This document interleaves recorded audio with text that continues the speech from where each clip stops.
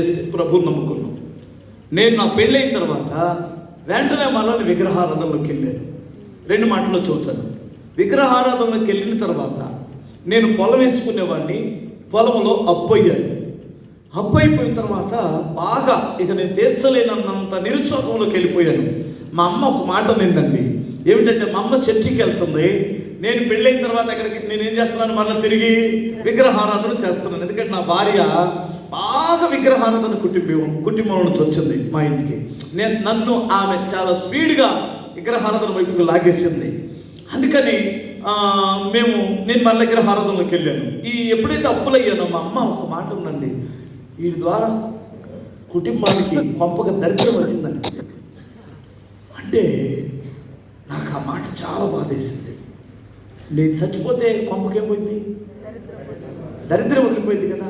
మా అమ్మ ఎందుకు ఆ మాట ఉంది, చచ్చిపోదాం అనుకున్నాను. అనుకొని ఎలా చచ్చిపోవాలి, ఎప్పుడు చచ్చిపోవాలి ఆలోచిస్తే నాకు ఒక ఆలోచన. సెకండ్ షో సినిమాకి వెళ్ళి వచ్చిన తర్వాత అందరు నిద్రపోతారు, అటక మీద మందులు ఉంటాయి, ఒక డబ్బా తీసుకొని తాగేయచ్చు అనుకొని సెకండ్ షో సినిమాకి వెళ్ళాను. వెళ్ళి వచ్చిన తర్వాత తాగుదాం అనుకున్నాను. అనుకొని ఇప్పుడు అటక మీదకి ఎక్కితే ఖాళీ డబ్బాలు కొన్ని ఉన్నాయి, గలగలలాడుతూ ఉంటాయి. శబ్దం అయితే మా అమ్మ లేచింది. ఏం చేయాలి, నా భార్య కూడా అప్పుడు లేదు. ఏదో సంక్రాంతి పండుగ వస్తే వాళ్ళ అమ్మ వాళ్ళ ఇంటికి వెళ్ళిందామా. ఇదే కరెక్ట్ అయిన చచ్చిపోదాం అనుకున్నాను. కానీ ఇప్పుడు ఆ అటక మీద మందులు తీస్తే మా అమ్మ లేచిద్దేమో, ఏం చేయాలని కాసేపు కూర్చొని ఆలోచించి ఒక డబ్బా తీసుకొని పొద్దున్నే 6 గంటలకల్లా చేనుకి వెళ్ళి చేలో మందు దాగి చచ్చిపోదాం అనుకున్నాను. పత్తి చేను వేసి ఉన్నాను. సరే పొద్దునకు వాయిదా వేసుకుని అలా పడుకుంటే నా కల్లో ఓ పాస్టర్ గారు, మా అమ్మగారికి బాప్తిసం ఇచ్చిన పాస్టర్ గారు, శివయ్య శివయ్య శివయ్య తలుపు తడుతున్నాడు. నా పేరు శివయ్య. నేను గబగబతో కలలో తలుపు తీశాను. తలుపు తీసేందుకు పాస్టర్ గారు ఎదురుకున్నారు. ఆయన ఏమన్నాడంటే, బాబు మరణతో వచ్చింది, ప్రార్థన చేసి వారి దగ్గరికి వెళ్ళి బ్రతుకుతావు అన్నాడు. అంటే ఇప్పుడు నన్ను మరణానికి ప్రేరేపిస్తుంది ఎవరో, సాతాను, మరణ దూత. నేను నీ మీద ముత్యాలపబడా, నీ మీద గొత్తరపడా అనే మాటలు విన్నాను, కానీ మరణదూత అనే పేరు ఎప్పుడు లేదు. నేను లేచేసరికి 3:30 అయింది టైం. ఇంకా నిద్ర పట్టట్లేదు, భయం వేసింది. 2 బజార్ల అవతల మా మామయ్యోళ్ళు కొత్తగా ప్రభువుని నమ్ముకొని వాళ్ళు తెల్లారగట్ల లేచి ప్రార్థన చేసుకుంటున్నారు. వాళ్ళ కంజర, మా మామయ్య కంజర కొడతాడు, కంజర వినపడుతుంది, మురకాసులు వినపడుతున్నాయి. సరే నిద్ర పట్టక వాళ్ళ దగ్గర కూర్చుందామని వెళ్ళాను ఫస్ట్ సారి ప్రార్థనకి. అంతకుముందు నేను స్తోత్రం అని చెప్పను, దేవుడి గురించి నాకు అస్సలు పట్టదు. కూర్చున్న తర్వాత మా మామయ్య అడిగాడు, ఏంటిరా ఈ టైంలో వచ్చావు ఏందని అడిగాడు. ఊరికే వచ్చానులే అన్నాను. లేదు నువ్వు రావు కదా అసలు, ఆయన ఈ టైంలో ఎందుకు వచ్చావు, ఏంటి అన్న బాధ వచ్చిందా, ఎందుకు వచ్చావు ఏంటి అని గుచ్చి అడుగుతుంటే అప్పుడు చెప్పాను, అమ్మ రాత్రి ఇలా తిట్టింది, నిన్న రాత్రి చచ్చిపోదాం అనుకున్నాను, సినిమాకి వెళ్ళి వచ్చాను, పొద్దున్నే చచ్చిపోదాం అనుకుంటే ఇలా కల వచ్చింది అన్నాను. వాళ్ళందరూ నా కొరకు ఏడ్చి ప్రార్థన చేశారు. ప్రభువా నీ బిడ్డను ఎంత ప్రేమిస్తున్నావు నాయన, ఎంత ప్రేమించి దర్శించావు ప్రభువా అని అంటే, నన్ను ప్రేమించడానికి అసలు నేనెవడిని అని నాకు ఏడుపు వచ్చేసింది. మీకు అర్థమవుతుందా? నన్ను ప్రేమించడానికి అసలు నేను మంచోడి కాదు కదా. ఆ రోజు ఏడ్చి నా పాపాలు ఒప్పుకున్నానండి. ఈ రోజు వరకు నేను దేవుని సన్నిధిలో, ఆయన పాద సన్నిధిలో బ్రతకడానికి దేవుని కొరకు 2 సంవత్సరాలు 95, 96 ఒక చర్చికి నమ్మకంగా వెళ్ళి 97, 98, 99, 2000 మే నెల వరకు, 2000 సంవత్సరం మే జూన్ వరకు నేను 3 ఊర్లలో సేవ చేశాను. 3 ఊర్లలో ఒక ఊర్లో 40 మంది, ఒక ఊర్లో 40 మంది, ఒక ఊర్లో 20 మంది సంఘాన్ని కట్టాను నేను. అక్కడి నుంచి నేను ₹1 కూడా ఆశించలేదు. తీసుకుని వెళ్ళి మా పాస్టర్ గారికి ఇచ్చేవాడిని.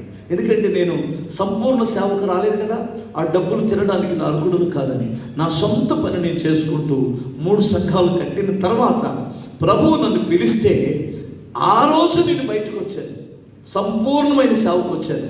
అప్పటి వరకు అర్థమవుతుందా, నా పని మానలేదు. మీకు అర్థమవుతుందా? స్తోత్రం చెప్పాలి. లేదు అంటే దేవుని నామానికి అవమానం. నువ్వు ఒకసారి పెళ్లి చేసుకున్నావా, మగ సిరి కలిగి భార్యను పోషించాల్సిందే. నువ్వు సేవ చేస్తావో, జాబ్ చేస్తావో, ఉద్యోగం చేస్తావో, అవసరమైతే, అర్థమవుతుందా, నీ భార్య ఏకీభవించిన సరే సంఘము నిన్ను పోషించేంత వరకు పనిచేసి కష్టపడి సంఘాన్ని కట్టాలి. స్వామర్థనం వద్దు. హల్లెలూయా, ఆమేన్. నా భావన అర్థమవుతుందా మీకు? ఈ దినాల్లో నేను గమనించాలి. నేను ఒక మాట చెబుతాను. 2000 సంవత్సరంలో ప్రభు నన్ను పిలిచిన నాడు నేను ప్రభుతో ఏం చెప్పానంటే, ప్రభువా, నేను గృహ దర్శనాలకు వెళ్తాను కదా, 10 రూపాయలు ఇచ్చినా 10,000 ఇచ్చినా నేను తీసుకోను. నేను ఎక్కడున్నానో అక్కడికే నాకు భోజనం రావాలి. భోజనం లేని రోజున నా పనికి నేను వెళ్ళిపోతున్నాను. భోజనం లేదు అంటే నేను ఎవరి దగ్గరికి వెళ్ళి చేయి చాపును. ఏ సంస్థ దగ్గరికి వెళ్ళి 500 300 తెచ్చుకోను. నాకు అది ఇష్టం లేదు. ఏ ఇంటికైనా వెళ్ళినప్పుడు సహోదరుడు ప్రార్థన చేసిన తర్వాత సిస్టర్ ఉంటుంది కదా, ప్రార్థన చేసిన తర్వాత ఈ అయ్యగారు యేసుప్రభువుని నమ్ముకోలేదనుకో, వాళ్ళ ఆవిడ అటు ఇటు చూస్తూ ఉంటుంది. 10 రూపాయలు ఇచ్చే పాస్టర్ గారికి ఇచ్చానని. ఈయన పట్టపట్ట పలుగురికి నేను చూశాను గోల్డ్ ఎంత మంది. ఆడెవడో దిక్కులేనటువంటి వాడు 10 రూపాయలు ఇచ్చాడు, పంపించారు. వాళ్ళు అందుకనే కదా వస్తారు. సావునన్న చేస్తాను కానీ నేను అలాంటి పళ్ళు కొరికించుకొని 10 రూపాయలు తీసుకోను.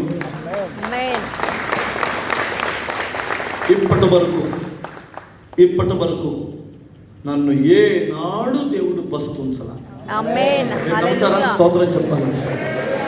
ఏ నాడు కూడా పస్తుంచలేదు. దేవుడు నిన్ను పిలిస్తే రోషము కలిగి సేవ చేయి, దేవుడు నిన్ను వాడుకుంటాడు.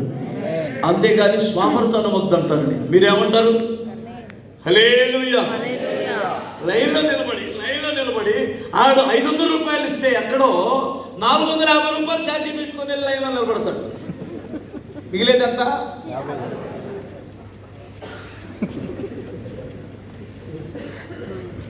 మీరు నమ్ముతారా?